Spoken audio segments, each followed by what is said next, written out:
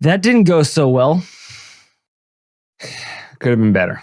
And I promise that my choice of shirt color, baby blue, today is not a reflection of anything whatsoever. Didn't even resonate with me. I was too hurt. Not a City fan, not happy about their next step in acquiring the treble. Not happy about it.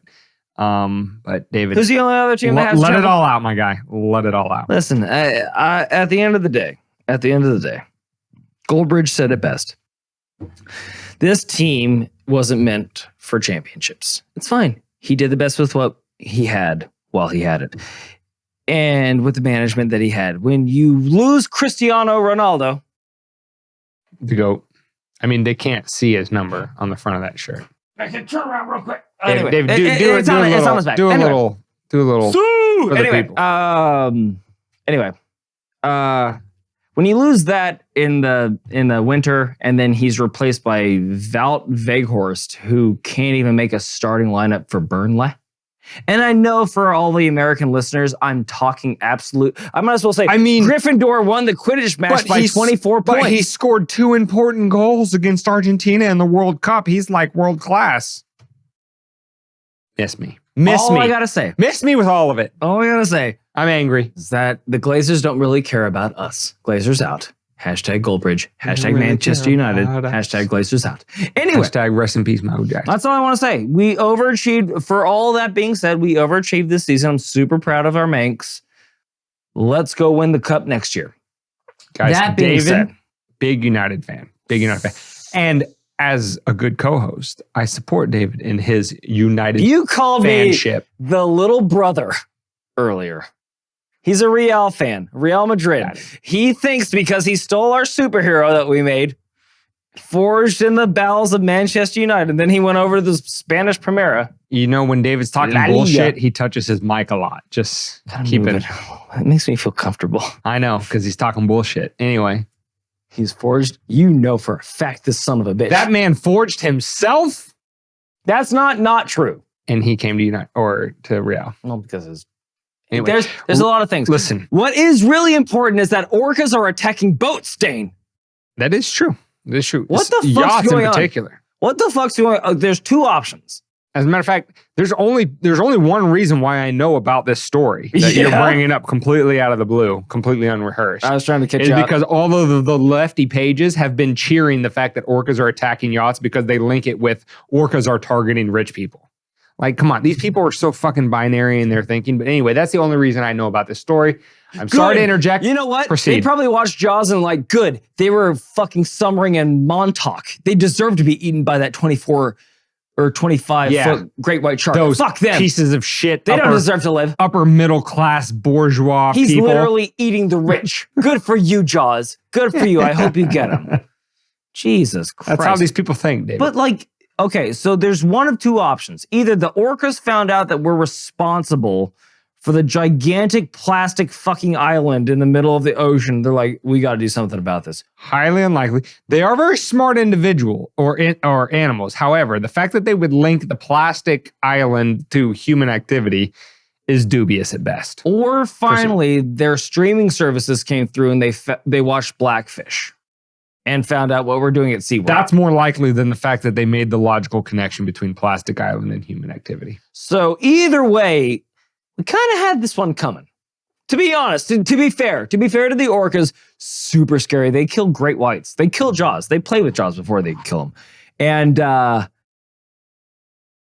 super scary if the orcas aren't on our side Moral anymore. of the story, the fact that they... Stop throwing your garbage in the ocean, you sons of bitches. The fact that they look like sea pandas does not mean that you should jump in and play with them. Don't do that. They are vicious. Don't do that. Have you seen what they do to sea? Did you see that fucking video of them like playing with a sea ray and they just like flip it with their tail 40 feet and the like rays like, Jesus Christ. I did, but do you know what the viewers and listeners of this show have not seen? The subject matter that we're going to talk about on this episode. So, oh, you want to get to it? Just saying. I want to talk about, I thought this whole episode was about orcas. It is. It is. The whole episode is about orcas. Would you be proud of your flag, for fuck's sake? I am. It's Pride And Capistan will rise, not again, but for the first time at some point in the future. It's Pride Month, Dane. Yeah, Have all some. colors are valid, Have equally some. valid. Have some. Anyway, on to the main Brother Maynard. The meme destruction. Tom Morello says, if you don't agree with me, you're a Nazi. Wonder where he got that idea. Weird. That's so crazy. Culture Corner. Billie Eilish is actually a woman. Weird. I am shocked and surprised. How dare she? You know, I know. her. Be that thing Didn't that look up her pronouns, but I'm assuming. she was born with. Epstein is WEF equals WTF. I like that one. It's good. It's clever. Succinct I like it. It To the gets point. to the point. to the point. You got it. And then the debt ceiling is the same height on both sides. Unfortunately. There is no debt ceiling for either side. That's Oh. See what I'm... You'll get there. I like it. He You'll connected get the there. dots. You'll get there eventually. Sometimes we need the dots connected for the slower individuals in the room, in which case Listen, was me. If I have to explain all the jokes, it's not going to be a good show. Okay. Anyway. Okay. I'm already depressed. Anywho. I'm upset. Anyway, With that being said, don't look down. David, I'm not never look down. not going to do it. David, should we jump into this episode? I would love to. Let's do it.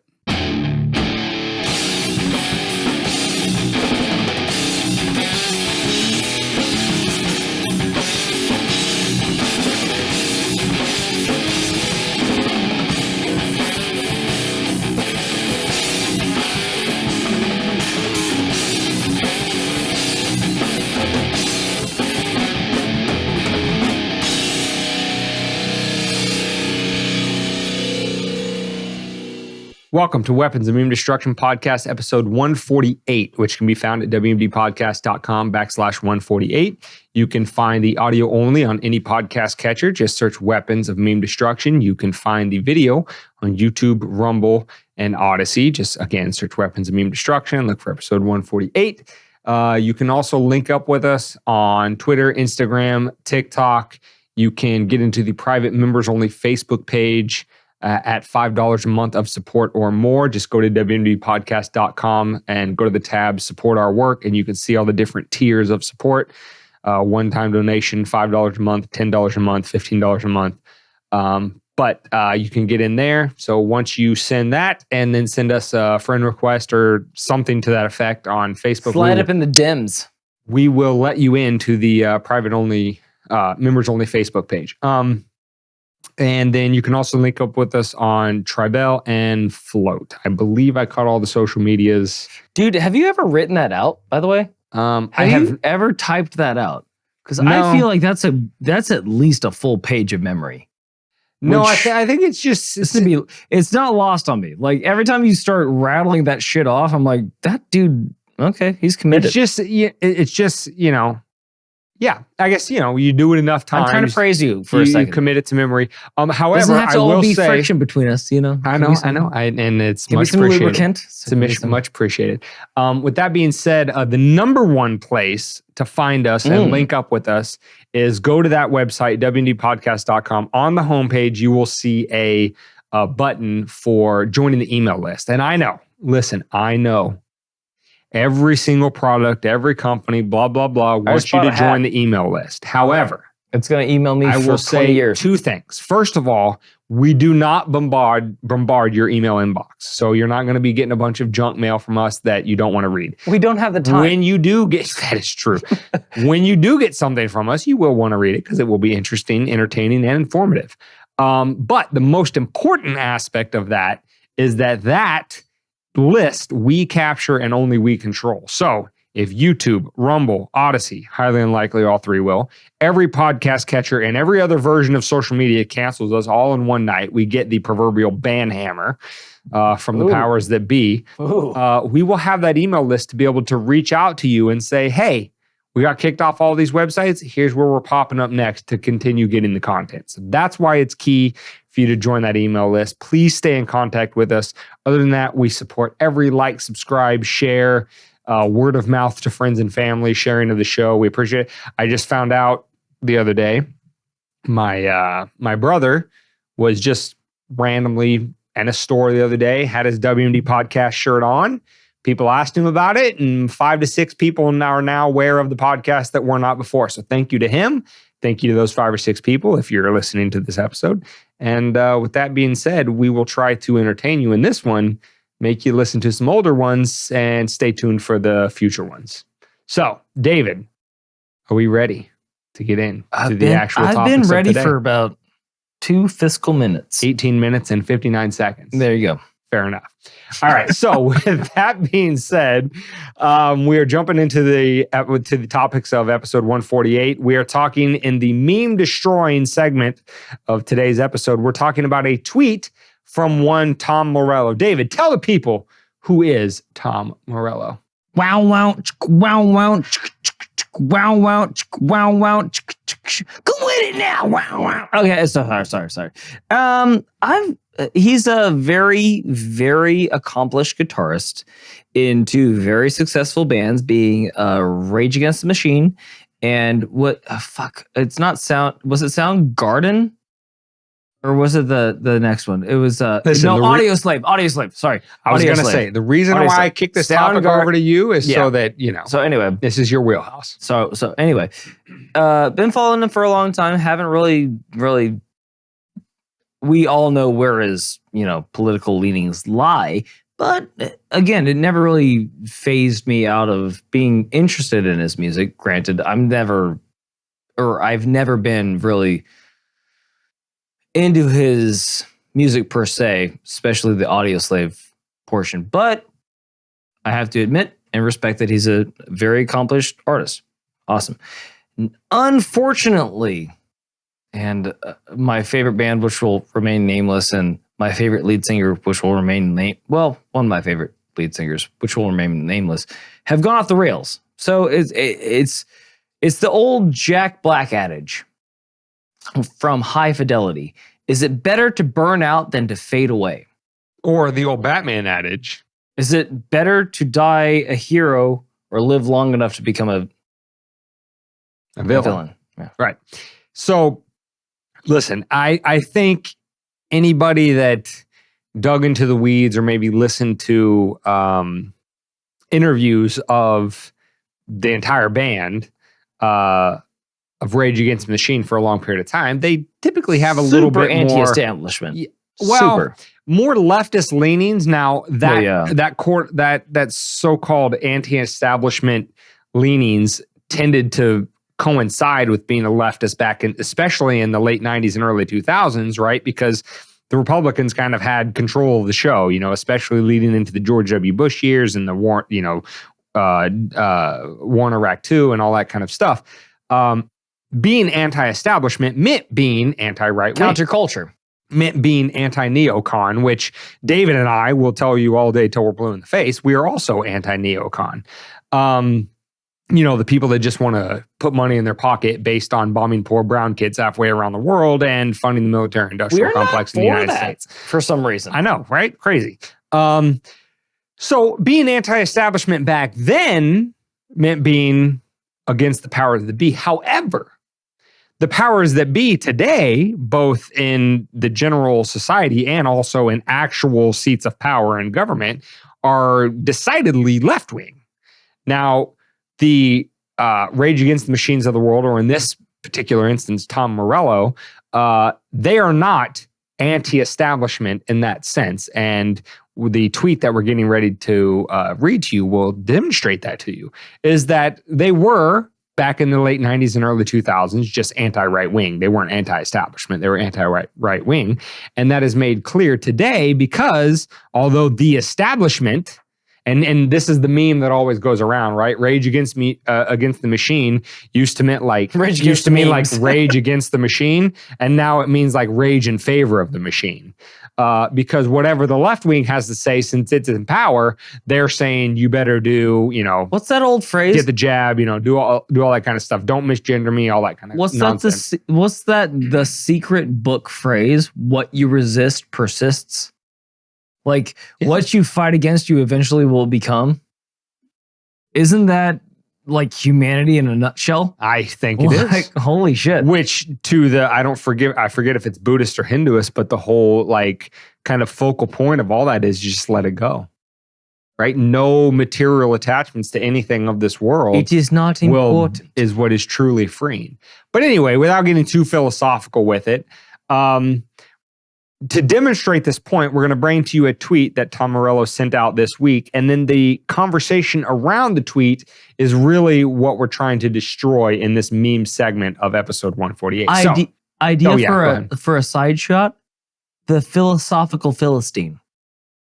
Like a spin-off podcast. Yeah. That would be a little philosophical bit Philistine. Contradiction in terms. Exactly. I like That's the point. Yeah. We are walking contradictions. Partly truth, partly fiction. Aren't we all? Huh. Anyway, so Tom Morello earlier this week, and we're recording this on June 2nd or 3rd, 2023. So earlier in the week, end of May, 2023, Tom Morello sends out this tweet, and it's just a picture that says, quote, German saying, if 9 people sit down at a table with one Nazi without protest, there are 10 Nazis at the table.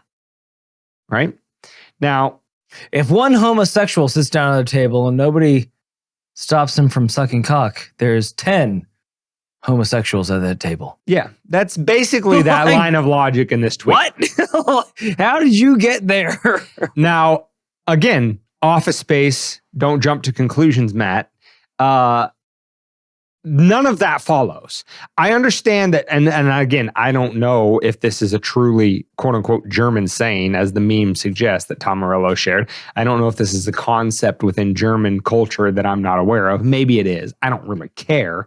The point is, sharing it, being of a leftist perspective, in Tom Morello, in Rage Against the Machine more generally, but we're going to keep it just to Tom himself because the rest of the band did not also share this. This is the classic leftist tactic, right, that we all point out of everybody who disagrees with me is a Nazi. That's what this is. When we strip it all down to its bare essentials and bare bones, what we see is everybody who disagrees with me is a Nazi. So, and by the way, how advanced of them? How advanced of the left to say anybody that disagrees with me is automatically wrong? That makes it sound like you're not an intellectual. That makes it sound like you can't stand critique. That makes it sound like you don't actually believe in what you're saying, so you have to cut off any debate or any contrast to what your perspective is, which is not very smart at all. Yeah, well, actually, this is a hallmark of lazy thinking. There's actually a technical term for this within general logic and rhetoric. It's called the no true Scotsman fallacy. And what the no true Scotsman fallacy stands for is this proposition, is that you put forward a statement, a truth as you claim it, and you say that anybody who disagrees with what I just said is not X. And the reason why it's no true Scotsman is it came from this idea that no true Scotsman would disagree with X, right? So if you say, I'm a Scotsman and I disagree with rule of Scotland by the king or queen in England, therefore anybody who disagrees with my statement is no true Scotsman. That's why it's called the no true Scotsman fallacy. So this idea that somebody can put forward a proposition and just say, this is truth, as much as truth as 2 + 2 = 4, and that if anybody disagrees with me, there is no room for nuance or gray area or anything. Anybody who disagrees with me in the slightest is no true Scotsman, or is the corollary to that, is a Nazi, right? And so because of the, again, the leftist hegemony within not only politics, but culture, society, everything else like that, basically whatever they say goes, is when they say everybody who disagrees with me is a Nazi, that and this example is a clear and obvious example of gaslighting. We hear that phrase all the time. This is gaslighting. This is what it is. And here's why. Because when Tom Morello tweeted this, being a famous person as he is, his many followers, many people, both on the left and right, retweeted what he had to say. and they had commentary on it. So people who would be, I guess, generally defined as maybe on the right or at least not on the left, even if they define themselves in the center, they're not leftists. They would retweet this and say, you know, this is ridiculous. Or, for example, Tim Pool, who I guess started out more on the left, but I guess now is more on the right, but not any sort of like alt-right, hardcore, you know, fascist, anything else like that, retweeted it, not in support of the general proposition that's being set forward. And then leftists on Twitter came out of the left work, resharing what Tim Pool had to say about it and saying things generally to the effect of people on the right getting upset about this statement is really telling on themselves, or, you know, basically signaling that if you disagreed with what Tom Morello tweeted in any way, for any reason, you were outing yourself as a fascist, probably a Nazi, et cetera, et cetera. Well, the thing is, that's called compliance. The problem is when you don't have the other side, or when you don't let the other side have their say, when people don't have a voice, what is that called? It's called tyranny. Tyranny equals compliance, and truth equals Forced conflict. compliance. Right. Yeah. Well, yeah. And truth equals conflict. Like, if they truly believed in what they were saying in their heart of hearts, they would allow people to stand up and question what the fuck they were saying. Dissident voices, and then defend their proposition on its merits. Exactly. But tyranny says, I'm saying the truth right now. This is the truth. And if you have a slightest modicum of difference with that, then the problem is with you. So we need to get you out of here, which is society. So what are you left with? If that's how you want to run it, you're left with a dictatorship. That's what this is. But they're putting it in, they're very clever because they're putting it in moralistic standards. Because they're standing up for the people that can't stand up for themselves, but the people that have a problem with what they're saying will be shunned and thrown out of society. So how they've nuanced it. They've put like that little, they made the donut and they forgot to put the glaze on before, but now they're putting the glaze on it. And now it's fresh out of the oven, melts in your mouth. Mwah, tyranny.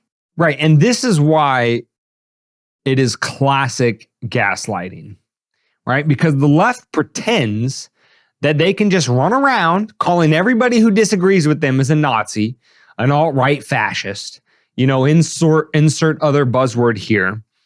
They can run around with impunity saying that about any of their detractors, anybody who disagrees with what they have to say. And that if those people that they're labeling as the worst thing they can think of, right? Racists, fascists, Nazis, bigots, insert buzzword here. And that if that person objects to that label, that is therefore proof that they are worthy of that label. That is gaslighting. That is gaslighting, textbook, you know, cover to cover, close it, definition. That's what it is. That is gaslighting. Seinfeld. If I tell you that if you disagree, and I'm just going to make up a brand new buzzword, right? I'm going to say you're a gobbledygook. And gobbledygook is defined as anybody who disagrees within is a morally objectionable individual. You should be run out of society. You're probably tantamount to all of the other famous buzzwords, racist, bigot, blah, blah, blah. You're a gobbledygook. If you disagree with anything Dane has to say, you're a gobbledygook. So I could make the most outlandish claims in the world. And somebody would object to whatever my outlandish claim is. And I would say, well, you're a gobbledygook. I now claim the moral high ground unjustifiably to anybody that is, you know, remotely paying attention. And I say, you're a gobbledygook. Therefore, I don't have and to. we condemn you to gush babe. I don't have to respond to your objection to my outlandish claim.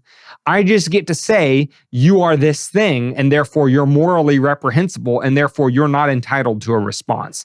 That's exactly the game that they're playing here. It's a stupid fucking, I know you are, but what am I? Exactly. It's yeah. like we it is figured that shit out. kindergarten in adult life. That's what it is. and it's right there in front of you, and they do it every day, but they do it with a tie on. They do it with a suit on, and they do it telling you that you need to believe what we're doing because I'm speaking to you in a very intellectual voice.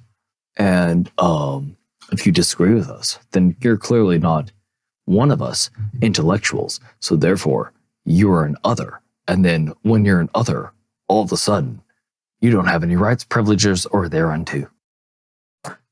So, you're not a member of the club anymore, basically. Keep an eye out for this bullshit. It doesn't always have to come from famous people in rock bands and all that kind of stuff. It's going to come from everywhere, from politicians to Hollywood to university professors and everything else like that.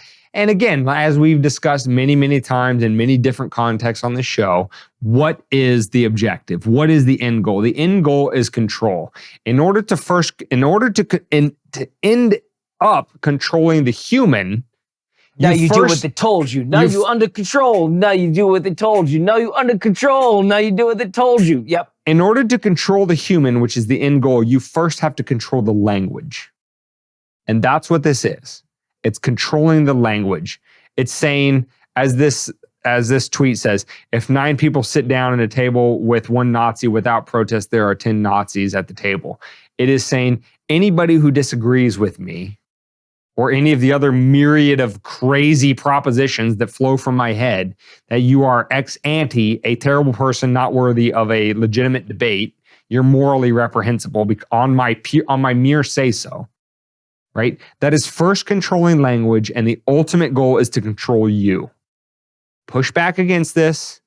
That meme is now destroyed in your brain forever. And every time you see it, whether it be in the context of Nazis or otherwise, every time you see this from now on to the rest of your waking days, you're now going to spot this and you're going to be like, no, I'm being gaslighted. This is bullshit. I have every right to disagree with this individual for X, Y, or Z reasons. And their attempts to claim the moral high ground, and that's all it is, it's a claim. They haven't earned it. Their attempts to claim the moral high ground is pure and utter bullshit. It is built on a house of cards, and that my argument, my objection to whatever it is they're saying is equally as valid as anything they're saying. And let the truth prevail in the marketplace of ideas. And when you reject these people in this line of argument, because it's utter bullshit. And when you're saying Dane and David, you're taking this too far. It doesn't spill over into my life. Well, here we go into the culture corner of them espousing their beliefs and their principles upon somebody that was an ally, but they've accelerated past their ally and their one of their own, and now their own couldn't keep up with them, as we often see within this tirade of their whatever perspective you want to call reality over on that left side. Billie Eilish was reprimanded for dressing too effeminately at the Grammys. Now, if Billie had been a regular listener to the WMD podcast, Billie she Eilish would know, is a recording artist who is a woman. Yes. Grammy winning. She would know, as we have, I wouldn't say admonished, but as we have warned on the podcast many times before, do not negotiate with terrorists. Okay? The reason why you don't negotiate with terrorists is because they will take any sort of negotiation, any sort of compromise as weakness. Now, we're not saying that what Billie Eilish has, the way she's conducted herself in the past, was evidence of her negotiating with terrorists, but we are saying that failing to peer through the bullshit that they spew and seeing it as exactly that bullshit will lead you down a bad path. And here's the example. So, Billie, previously in her career, for other reasons, but as she has stated, genetically speaking, she has been gifted, shall we say. Well endowed in area. She got them heavies. Yeah. She got them heavies. Well endowed. Hold on, pause. I'm trying to be as respectful as possible. But what was the comedian's name? Come on. No, you got to help me out. You help me out. You're the one that brought it up. I don't know what you're talking about. God damn it. I want to say Schultz. Andrew Schultz. He coined the phrase heavy. She got them heavies. Okay. Anyway, let's just, for lack of a better term, you can use your imagination to fill in the blanks. Blanks. Billie Eilish is genetically well endowed with areas that are areas of her frame that are at least don't say mammaries. Don't say. David, will you let me think for 5 seconds? I'm trying to help you. That are attractive to the opposite sex. Heaven forbid. Okay, and so because of that, she has up till recently dressed herself in super baggy clothes, and she's been on record saying this. The reason why I dress in super baggy clothes is because I want to be recognized for my art and this, that, and whatever. I don't want to be objectified and all that kind of stuff. And that's fine, right? Some people dragged her for that or whatever, but her reason for doing it was, listen, I don't want to be just a sex symbol. I don't want to be this one. That's fair. Despite the fact that she makes songs saying, I'm stealing your man. Okay. However, recently, she has decided to make a bit of a change in terms of her public image, and she has decided to dress more effeminately. She Records has decided aren't selling to, as much anymore. She's got to put them heavies. Instead of wearing, Jesus, David. Instead of wearing super baggy clothes, she is now wearing clothes that are more form-fitting, things that accentuate her female figure, all of that kind of stuff. And the people, the very group of people who lauded her previously by saying, good for you for dressing in those baggy clothes. Good for you for hiding your female frame. Good for you for taking a stance against misogyny and all of that kind of stuff.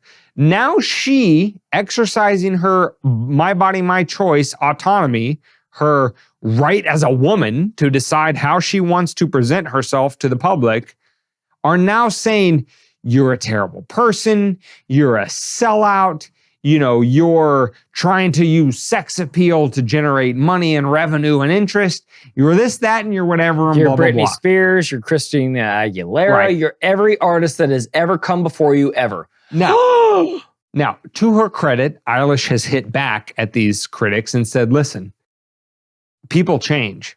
They decide not every person who dressed in full on everything is black emo in high school is in their 40s working up their way up the corporate ladder, got the heavy eye black and everything else, dressing as emo. People change their styles. People change their preferences. And it's not because they're sellouts. It's for a whole myriad of reasons. Sometimes they just mature and have different tastes and all that kind of stuff. And that's what her point is. And the reason why this tracks back to don't negotiate with terrorists is in the beginning, when Eilish was dressing very tomboyish, baggy clothes, hiding her female figure, all of that kind of stuff, that was everything that the wokies, the leftists, wanted her to be. They wanted her to be some anti-establishmentarian, anti-misogynist icon. But when she decides to, in her own preferences, not align with whatever those political objectives are of that group of people, she's all of a sudden persona non grata.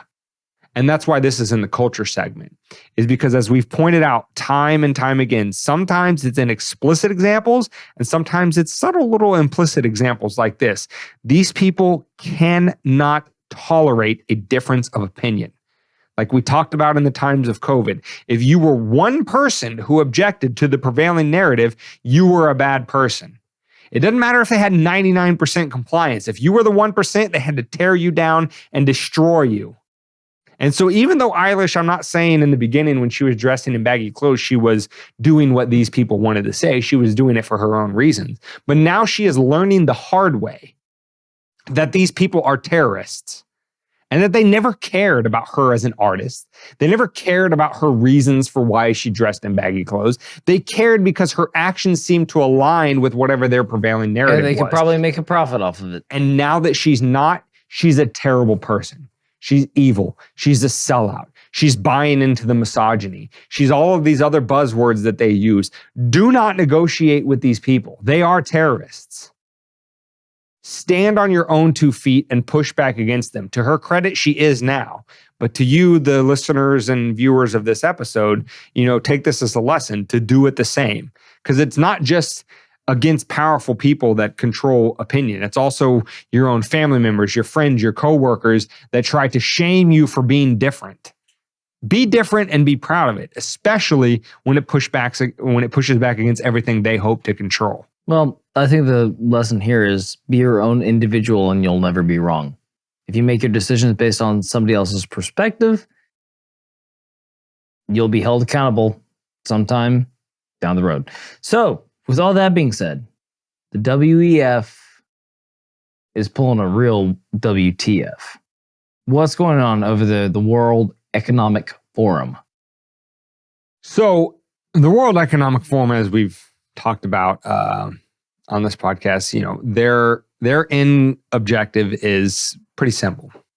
One world government, controlled by them. Whether that's an actual, we pretend you have elections and therefore you have a say in whatever our rules are, is really irrelevant. The point is that it's a very small group of very powerful people that want to run the world with policies that they deem is in the best interest of humanity, and you're not allowed to question it. So, as we talked about on last week's episode, their ultimate goal in terms of this is the absolute destruction of national sovereignty, right? Because they don't want individual legislators, executives, judicial branch, people in different countries around the world to overturn their plans for whatever it is they want in the world.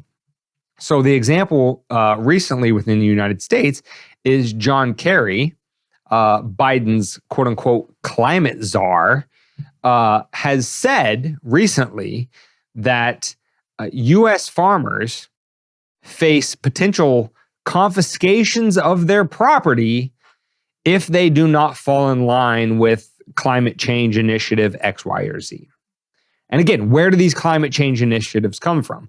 They come from shadowy, not so shadowy, organizations like the World Economic Forum, right? The World Economic Forum says, oh, well, they'll have nothing like it. Exactly. They'll eat cricket burgers and like it. We'll fly on our private jets and they won't be able to do anything because they won't own anything and they'll love it. We're going to have, X, Y, or Z increase in the global... Basically the intro to any James Bond villain movie, period. And they dress like it too. Yeah, exactly. And they speak like it. It's not even remotely removed from being against humanity at all costs. Like, here's the thing. Shit. I had a point and I didn't even step in to mess you up on it either. I know. Shit. I was going to draw a point back to another thing, but that's what it is. The John Kerry saying that we're going to have shortages, right?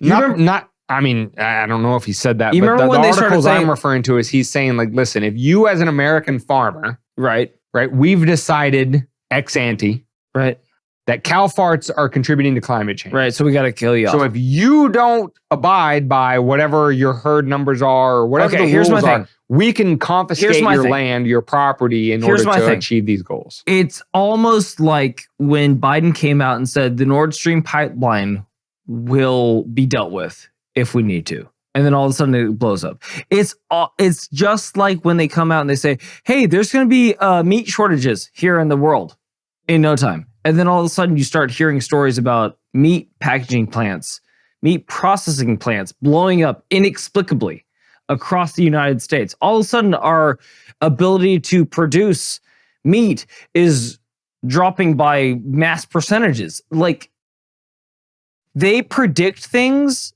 and then it happens, but it happens in just weird ways. Like, a meat processing plant just blew up. Of course. Or multiple across the country within a period of a few weeks. And then trains and transportation just start blowing up all over the place. No big deal. Isn't this crazy? They didn't keep up with it. Like, okay, so are you making, again, to question the hand that feeds us, are you making these things for us? Because every time they come out with a prediction and then you see a train derailment, a meat packing plant blowing up, like, don't you start thinking like, hey, I remember that story from yesterday because I'm not a fucking goldfish. I'm a human and I remember what you tell me. You said there's going to be meat shortages. Now I'm paying $22 for one steak that weighs a pound. Why the fuck is that? Oh, by the way, I'm paying that $22 with money that's 40% less than it was yesterday. And it might be 40% less than what it's worth tomorrow. So what's going on here? What are we really trying to get down to? And I pass the ball back over to Dane. And, the World Economic Forum and kind of shadowy groups like this, the Bilderberg Group, the Trilateral Commission, all these kind of groups that conspiracy theorists have been talking about for the last, 10 to 20 years, that's kind of what they're put forward as, is this like this 11th hour kind of group of super powerful people that want to run the world and that they just started yesterday. And they didn't just start yesterday. Their carefully laid plans have been in effect for a couple decades. And I want to quote from an article, and this is a fantastic article that you should absolutely read. It's going to be in the show notes on wndpodcast.com/148. It's going to be in the articles below if you're watching the video on YouTube, Rumble, Odyssey. It's going to be in the links below. I want to just read the first couple paragraphs of this article, and it's from altmarkets.us. And the title of the article is "The Club of Rome: How Climate Hysteria is Being Used to Create Global Governance." And it was published on May 19th, 2023. And again, just the first couple paragraphs of this article, it says, in the early 1970s, the U.S. and much of the Western world was shifting into a stagflationary economic crisis. Nixon removed the dollar completely from the gold standard in 1971, and with the aid of the Federal Reserve, or perhaps under the direction of the Fed, which ultimately escalated inflation pressures.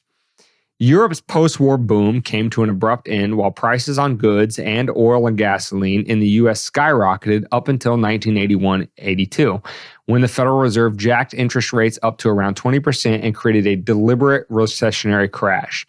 Interestingly, the IMF, which stands for the International Monetary Fund, had created the SDR system in 1969, just before the gold standard was cut. The same SDR, which the IMF is poised to use as the foundation of the global digital currency mechanism. And the World Economic Forum was founded in 1971. Now, as I say all the time on this podcast, there are coincidences. And then there are coincidences in life. And I understand everybody's different. For some people that are highly sensitive to this kind of stuff, one coincidence suggests to them something is afoot and they start digging. They go down the rabbit hole. For some people, it takes 2, 3, 5, 10, 100. Whatever it may be, everybody has their own dividing line of how many coincidences does it take before you start to say, I don't like what the fuck's going on here. Now, maybe it's a coincidence that the World Economic Forum and the IMF's SDR system all took place within the period of a couple years, between 1969 and 1971.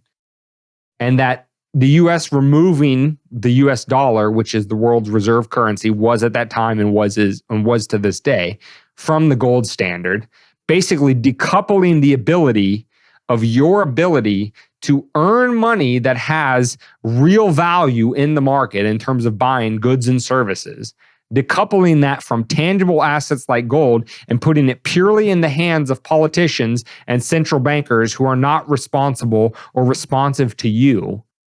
Maybe all of that happening within a 2-year window was a complete coincidence.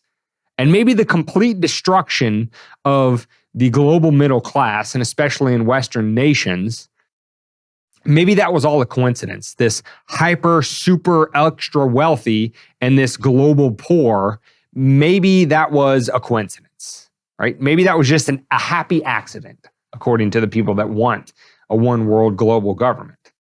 I choose to think that that's not the case, and that these individuals are pushing towards a situation where international sovereignty is completely dissolved.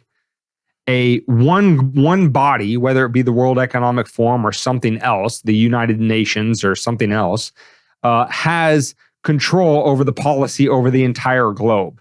And let's backtrack just a couple years to COVID and how they acted during that time, right? They wanted you to take the guidance of these global agencies like the UN or like the World Health Organization and apply it to your country, no matter where you were in the world, no matter which politicians you elected, no matter which booth you walked into and cast that vote for X, Y, what religion Bob versus you practiced, Jill, how you doesn't fucking, matter. how your diet was, how this, how that, how the other. Whatever they said goes, right? Maybe all of that's just coincidence. That's up to you, the listener or viewer, to decide as to whether or not that was a coincidence. But the fact remains that these groups, these entities, their policies were put into place at the time they were. So you decide whether or not that's a mere coincidence or that's evidence of a conspiracy theory versus conspiracy fact. But the point is that now it's coming home to roost. Now you have John Kerry, if you're an American citizen. I know we have a lot of listeners and viewers that aren't, but speaking to the American citizens, you have John Kerry, the former Secretary of State, the now acting climate czar of the United States, telling the American people, I don't care about your American traditions of the inviolability of property rights. I don't care about your Western traditions of the fact that, you as an individual have a right to engage freely, peaceably in economy, and the government can't interfere with that. If you don't abide by the climate initiatives set forward by the World Economic Forum or, other agencies like that, which you have no control in voting for or against, we can confiscate your property. That is on the table. If that doesn't tell you that democracy is dead in your country, that your national sovereignty is being eroded, your voice as an individual citizen to determine the rules that you are governed by do not exist anymore, I don't know what else to tell you. When politicians start blaming the individual for mass outcomes instead of corporations, that's when your ears should perk up. When people start getting held accountable for their daily lives, instead of people that dictate what can happen in their daily lives, that's when your ears should perk up. The whole point being here is that there's a quote in, God damn it, V for Vendetta. There's no such thing as coincidence, only the illusion of coincidence. And when government's involved, go ahead and double that phrase. There's no such thing as coincidence within government, just the illusion of coincidence within government. Just look at how we've treated each other over the past 3 years, ever since the existence of COVID happened. We've treated each other as people that are either following the science or treasonous dogs that are going to kill grandma. Well, here's the thing. When it comes out that the people that were telling you to follow the science weren't conducting science, is there an apology for the people that were saying they aren't conducting science during it, so I'm not going to follow it? No. All the people that were shouting, follow the science. And then they're never held accountable, despite the fact that they were more than willing to hold the people that had reservations about following the science accountable for their actions. But then it comes out that the people that didn't follow the science actually made the prudent choice, and the people that were following the science made the imprudent choice. When's that backlash happening? Are they going to go, we made a mistake? When was the last time you heard your government come out and say, we screwed up? We made a mistake. Not in my we lifetime. Lied. We said that we knew something. Turned out we didn't actually know it. Our bad. Our mistake. When's the last time that happened? Did it happen with our grandpa? Did it happen with COVID? Did it happen with Iraq? Did it happen with any of the things that we've even seen in our lives? Push it further. Did it happen with fucking Hiroshima and Nagasaki? Push it further. Did it happen with Pearl Harbor? Did it happen with any of those things? No, it never did. The Vietnam War. When did they come out and say, yeah, that was a fucked war. We're sorry about it. Did they ever apologize for that? No. It nearly tore our country apart to stop communism bullshit to line their pockets. They'll never apologize for anything. And can you trust somebody that can never admit when they're wrong? Can you? Somebody or an entity? Ask yourself that question and then come back to the WMD podcast. And let us know, because that would be a first. We would be happy to report on a true, honest, open, public apology from... Biden tripped this fucking weekend. They said there was a sandbag. For fuck's sake, there was no sand. We had 27,000 angles on that. There was no fucking sandbag. You can't just admit the dude's not doing well. You're going to prop him up and tell us that he's a great American president? He can't form sentences. Like, these people don't adhere to reality. I'm sorry. I've lost. Back to you. Listen, your indignation is righteous. Okay? Nobody will begrudge you for being upset. Sorry, I lost about your government officials, elected and unelected, saying that your rights are now subject to a global body that you had no say in.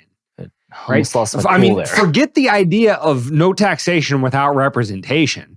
Right? We are way past that at this point. We are now talking about global organizations of rich and powerful people that aren't even on a ballot.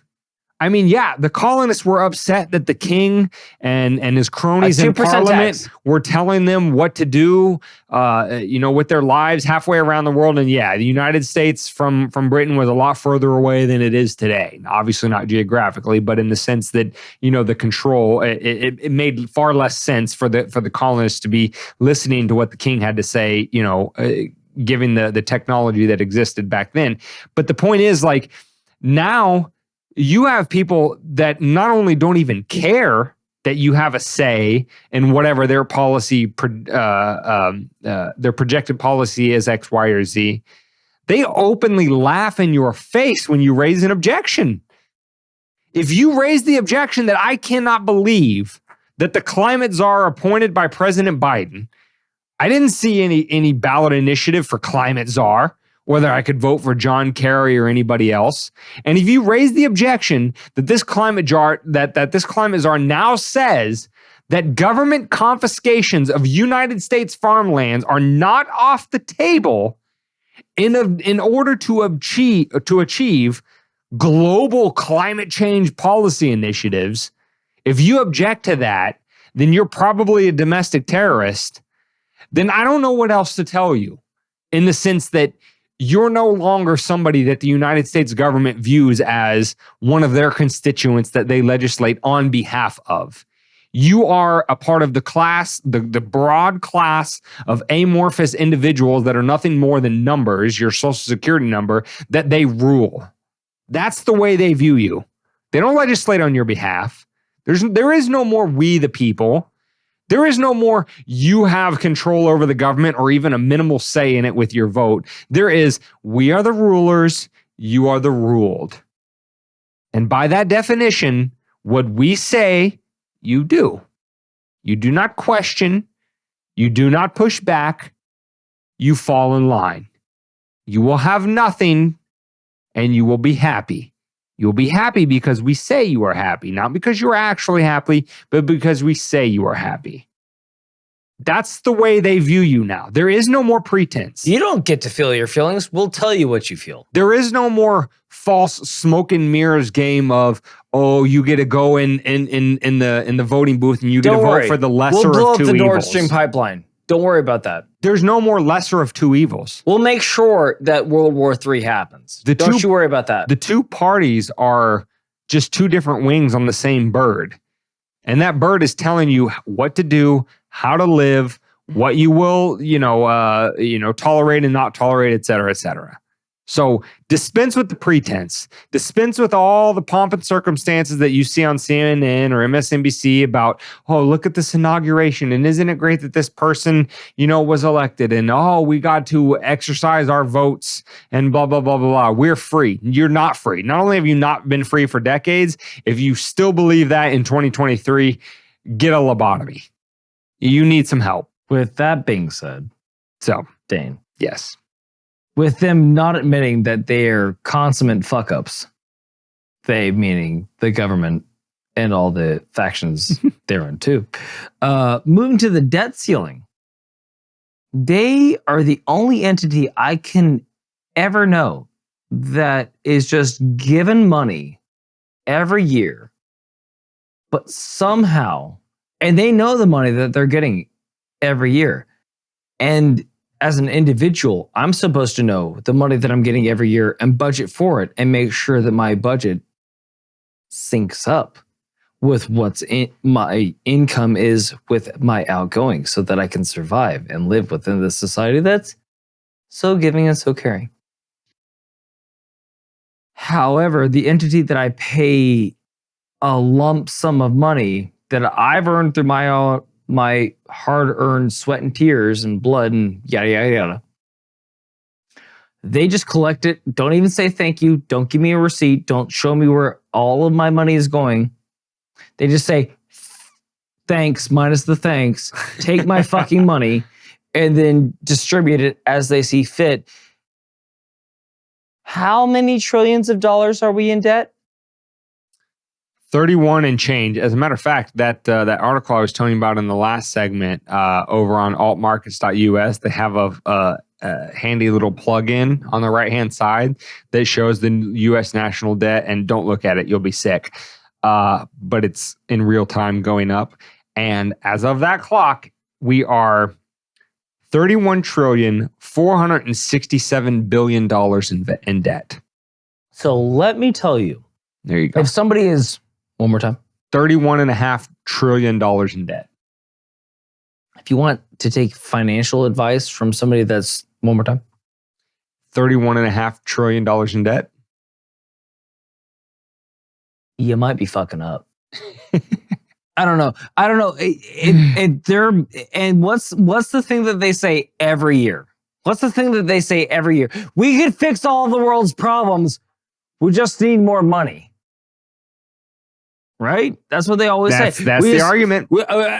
There's people that's getting out of taxes, so we need to find them. And we need to get the taxes out of them. So we can... The thing that's holding this country back is those people that are holding their taxes back. That's what it's really... How much money, you were telling me earlier, does the government make a month? So currently, as it stands today, even with the market not in its heyday, right? The market's not doing fantastic. It's bringing in a little bit north of $400 billion a month. $400 billion a month. Yes. That'd be nice. A month. Huh? Think you can figure out a way to save a couple of shekels when you're bringing in $400 billion a month? Okay, cool. And just so the listeners are absolutely clear, what's our debt at right now? 31.5 trillion. 31.5 trillion. And the debt service on that, so for those of you who have a mortgage, a car, interest, whatever, you'll get it. Your debt service is the amount of interest over principal that you have to pay. And so the debt the debt service on that $31.5 trillion is roughly around $60 billion a month, $62 billion a month. So they're bringing in over 400, and on the interest on that debt, it's about 60 some odd billion dollars. So you can't figure out how to pay off 60. Well, let's make this layman's terms. You're making $400. You owe 60 every month. Of just interest. Just interest. Not your principal. So you can pay that 60 pretty easily. You still got 340 left. Right. And then you can start paying down that debt that's incurring the interest. Yeah. So in the future, right, your debt service is not quite so high. Like, we're not math magicians on this podcast. Yeah. Are we? No. You a math magician? I'm definitely not. I fucking hate First thing they joke about lawyers is it's a good thing they're lawyers because they're sucky at math. So I'll tell you what. And that is true in my particular case. My butthole clenched every time I walked into a college lab where we were doing math. I got to be honest with you. But it doesn't take... Sounds like you're ready for Congress. I got a fiscal policy that's going to solve everything. It's going to knock your socks off. It's heroin. Pure fucking Mediterranean heroin. They've been trying that in Afghanistan for 20 years. It's not working out. Well, we've been trying it here at Purdue Pharma for about the last 20. It's really worked out for us. Anyway, again, but to do this has been happening for, I'm imagining, trillions of dollars. This hasn't happened over one. Like, you don't get into thousands of dollars of credit card debt in one payment cycle, do you? Normally, no. You just say, I'll pay that later. It accumulates, yeah. I'll pay that later. Or you pay the minimum interest, et cetera, yeah. And have we always voted Democrat in this society since 1980? As far as I know. Interesting. So have we we believe since 1980 we've had four Republican presidents. So Reagan, what you're saying Bush Sr., George W. Bush, and Trump. Yeah. What you're saying is that this deficit, the deficit is individual calendar year. Debt is the accumulated overall time. The entirety of it. So what you're saying is the debt that this country owns is not just Democratic and it's not just Republican. It's Capitol Hill in its entirety. Yes, it is the federal government, all three branches, they've been racking it up for a long time. And as a matter of fact, just to put this into context, David and I, we're not going to say the exact year, but we're born in the 80s. Late. And roughly right around 1980, so the beginning of that decade, the United States national debt pushed out of the billions and into the trillions, and for the first time became $1 trillion in debt. Now, again, David and I weren't born at that time, but shortly thereafter. So within our lifetimes, just our lifetimes, the United States national debt, and we're not that old. No, I'm just kidding. We look beautiful. We're young. Within our short lifetimes, look at our faces. We're glowing with youth. I moisturize. In our short lifetimes, the United States national debt has increased by 30-fold. Imagine if you, the individual, this happened to. Imagine if within your lifetime, you went from X number of debt to 30 times that amount of debt. Nobody would give you a fucking dime. It's as though nobody would trust you with anything. You were in a relationship. And deservedly so. But you don't have the ability to legally extort millions of people. You were within a relationship and you cheated once and then found out that she doesn't care or care to find out that you cheated. And then all of a sudden you cheated all the time. You cheated 30 times the time that you cheated that one time. So I guess it'd be in a lifespan. If you cheated 30 times, you're a real piece of shit. So, so I gotta tell you. And if also on the side while you're cheating, you're also dropping bombs on poor brown kids halfway around the world, you're probably not a nice guy. While they're there, like if she had children, you killed them, and then you had sex with the person. And you killed other people's children that had no. You just randomly walking down the street. Fuck you. While you're collecting debt, you're doing that. Right. So all of that being said, when he sits down to help you with your math homework, are you going to trust him? Are you going to trust that entity? That every year comes out like a fucking heroin addict. Not, hey man, I just need a little more money, man. I've got a great plan. But I just need some of that money. You know what I'm saying? I just gotta get right, but I need that money. You know what I'm saying? Like, are you gonna give it to him? The only rational thing would be to not give it to him. Oh, but you're caught because they made a law that you have to give it to him. What if a heroin addict made a law that you had to give them money when they asked it? Would there be a lot more heroin addicts in this world? Or would there be less heroin addicts in this world? Yeah. Now, we gave you kind of some of those rough numbers to illustrate a point, and true to our calling as weapons of meme destruction, what we are here to do is not only destroy old memes of the past, but also to destroy memes for you today.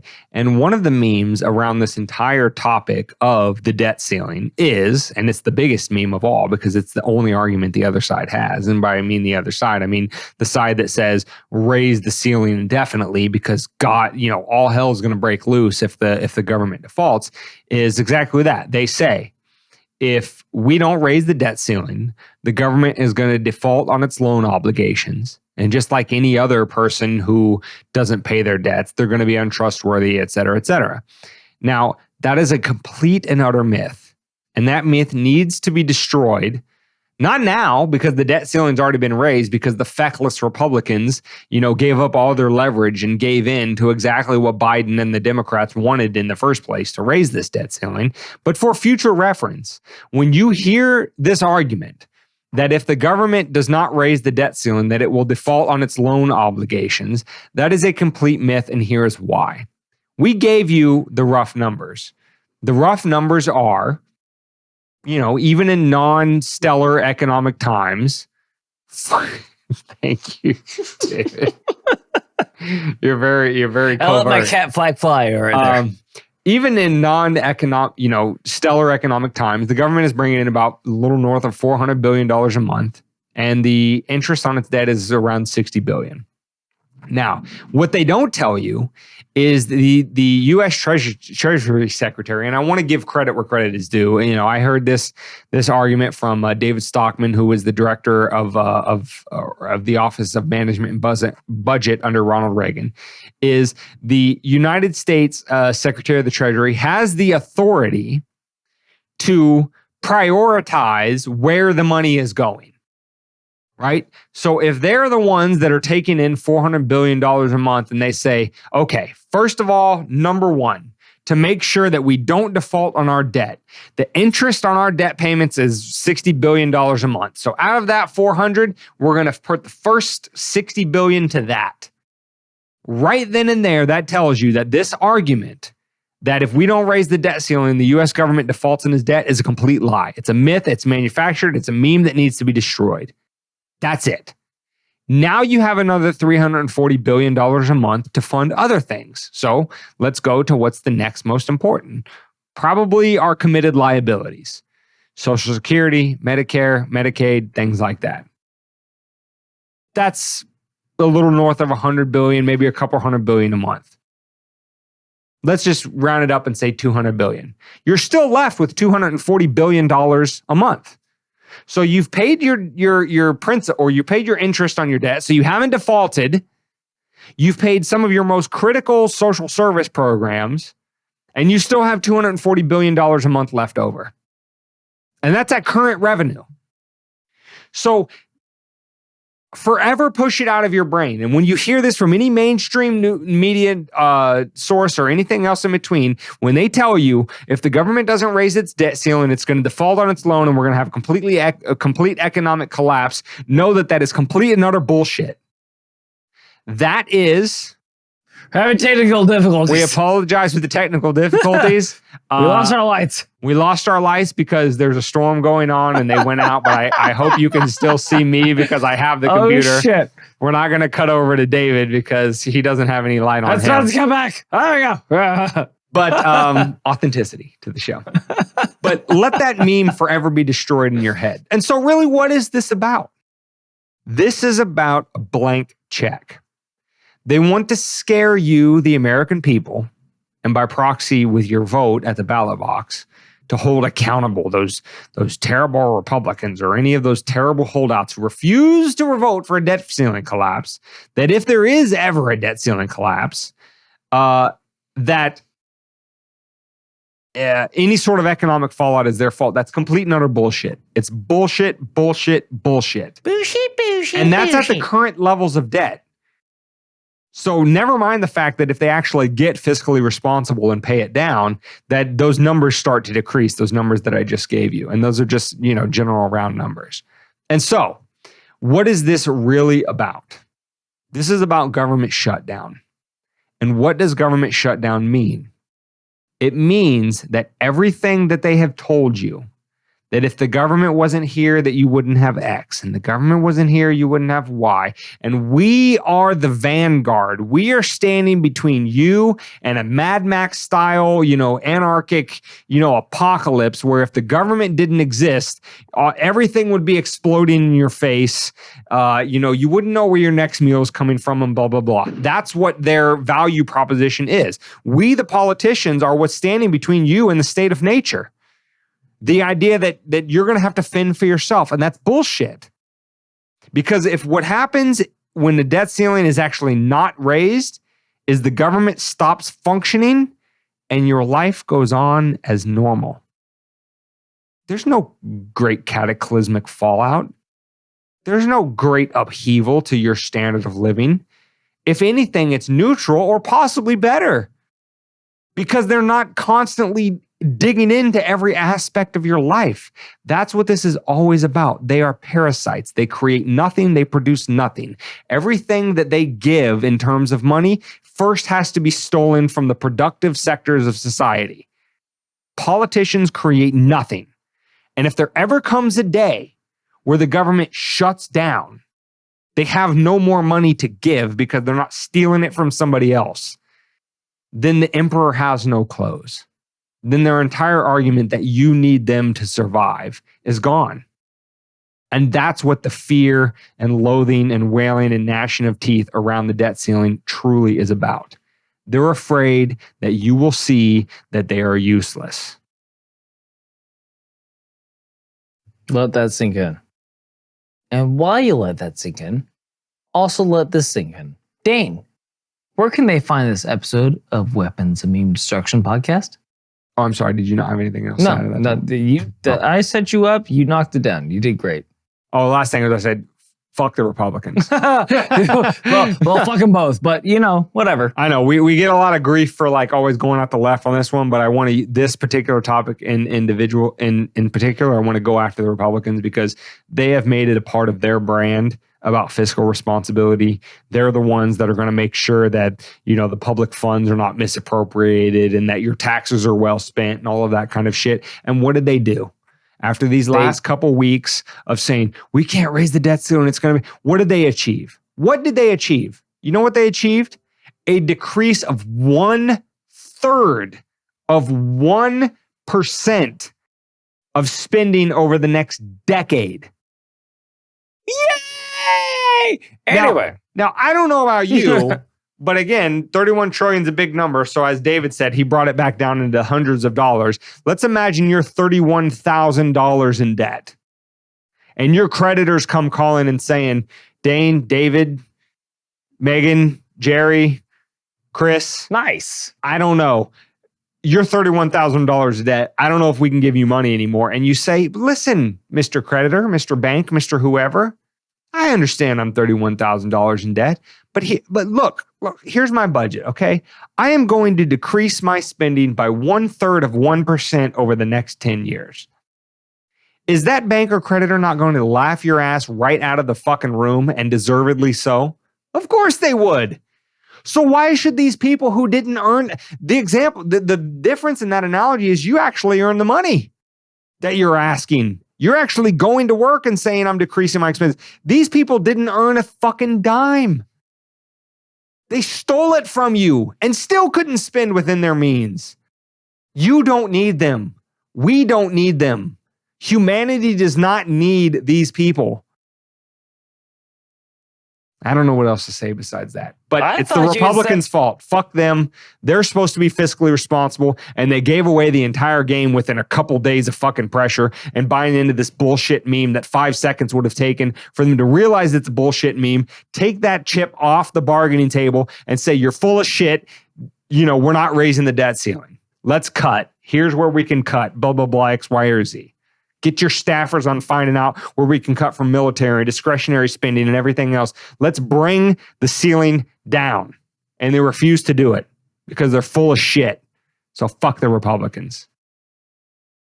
So I think for the first time, the people that viewed this podcast know what I'm working with. I thought we were done like before that time. I try to set you up for like, hey, where can when it's mine or other people's money, I get a little aggro. I get froggy. No, you gotta make sure you're understood. I get it. Very mad. Very upset. And you should be too.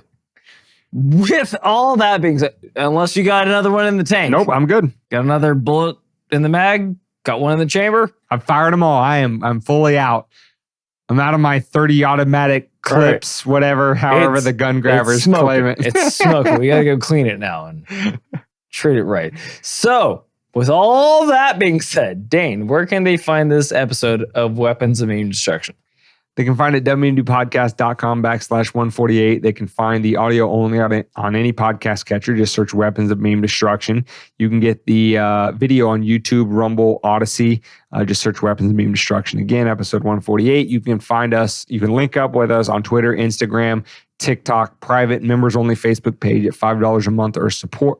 $5 or more per month of support. That was a tongue twister. Yeah, it's not easy. Tribell and Float.